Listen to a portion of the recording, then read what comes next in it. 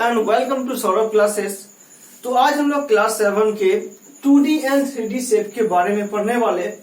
तो जैसा कि हमने यहाँ लिखा है कि 2D शेप क्या होता है, जिसमें लेंथ और ब्रेथ होगा।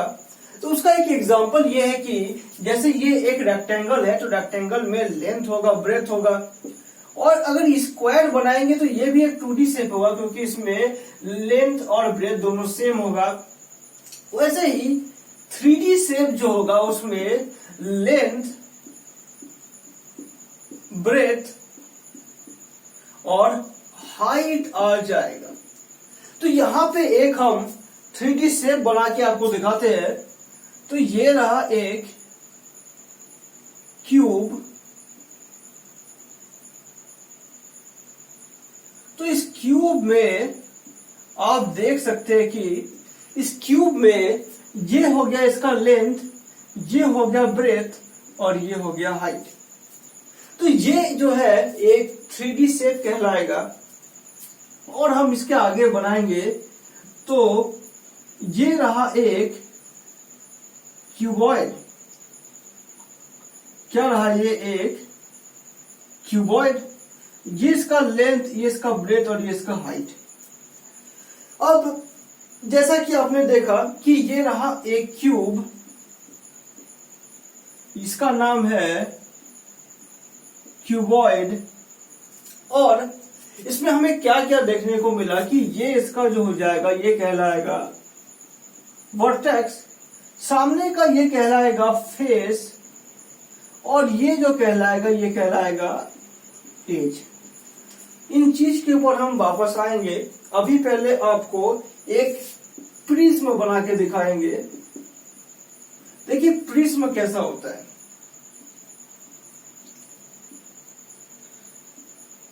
जिसका टॉप और बॉटम जो है वो बिल्कुल सेम ही रहेगा।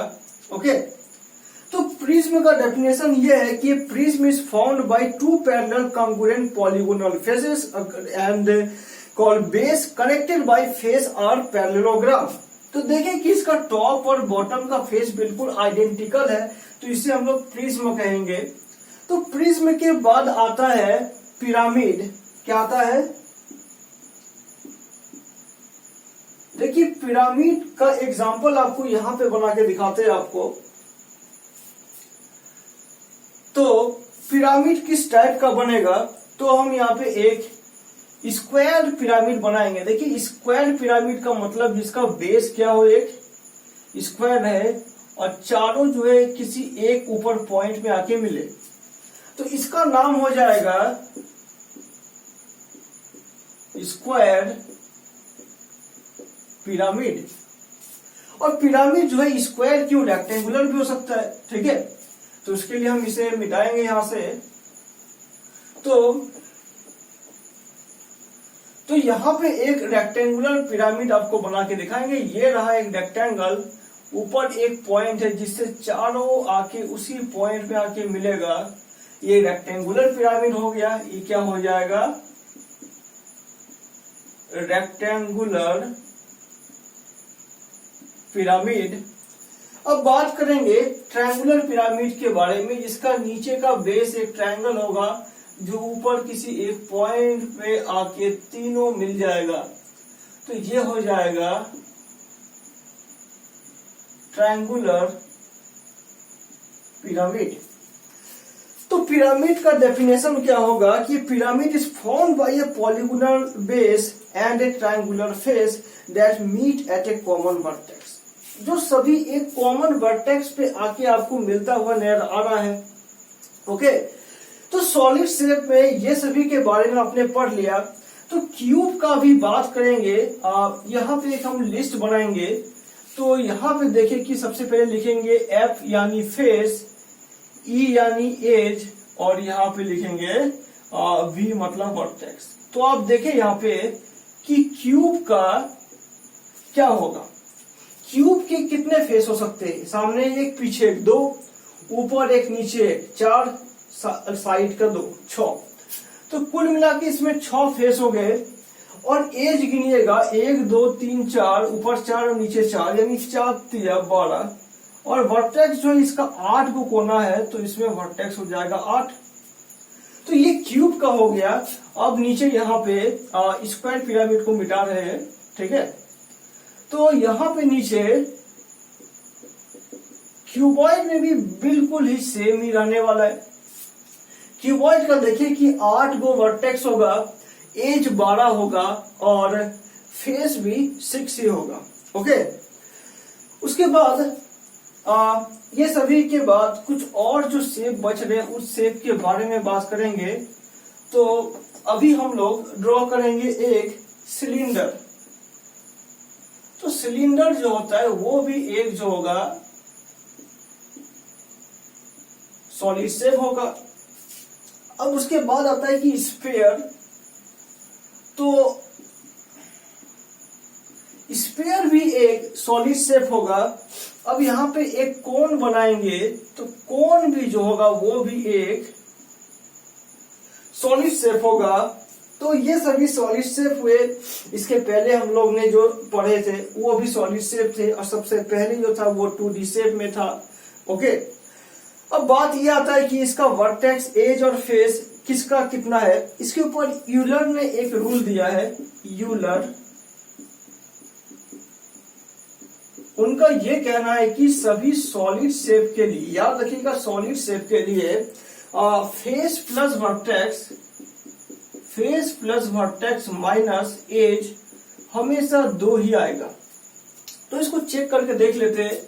यहाँ पे फेस है 6 और वर्टेक्स है 8, यानी 6 प्लस 8 माइनस 12, 6 और 14 में से 12 गया, यानी 2 बचा। तो आपको ये बात याद रखना पड़ेगा कि यूलर्स रूल जो सॉलिड शेप में ही फॉलो करेगा और ये 2D शेप में फॉलो नहीं करेगा। ओके, तो पॉलीहेड्रॉन किसे कहते हैं। इसके बाद हम लोग बात करने वाले हैं कि इसको यहां पे लिखेंगे। इसके बाद हम लोग बात करेंगे कि पॉलीहेड्रॉन क्या होता है। देखिए, पॉलीहेड्रॉन हो गया is a solid that is enclose by A polygons. देखिए, पॉलीगॉन मतलब हो गया जिसका एक से अधिक साइड हो, उसे हम लोग बोलते हैं पॉलीगॉन। जैसे क्यूब, क्यूबॉइड, ये सभी पॉलीगॉन कहलाएंगे। ओके, उसके बाद अगर सिलेंडर का वर्टेक्स के बारे में बात करेंगे तो सिलेंडर में वर्टेक्स जो होगा वो 0 होगा। सिलेंडर का एज कितना होगा, सिलेंडर का एज 1 और 1 यानी 2 होगा। और इसका फेसेस कितना होगा, एक ऊपर, एक नीचे और एक साइड का, यानी कुल मिला के 3 फेसेस होंगे।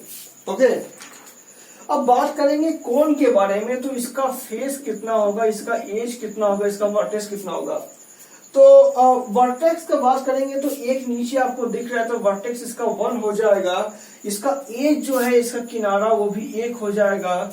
और इसका फेस तो आखिर 2 हो जाएगा, वो सामने का इसका, ठीक है। इसके बाद बात करेंगे स्फीयर में। स्फीयर का ना तो कोई वर्टेक्स होता है, ना तो कोई एज होगा, बस फेस एक होगा। ओके, अब बात करेंगे ट्रायंगुलर पिरामिड, जिसको मिटा चुके हैं। तो ट्रायंगुलर पिरामिड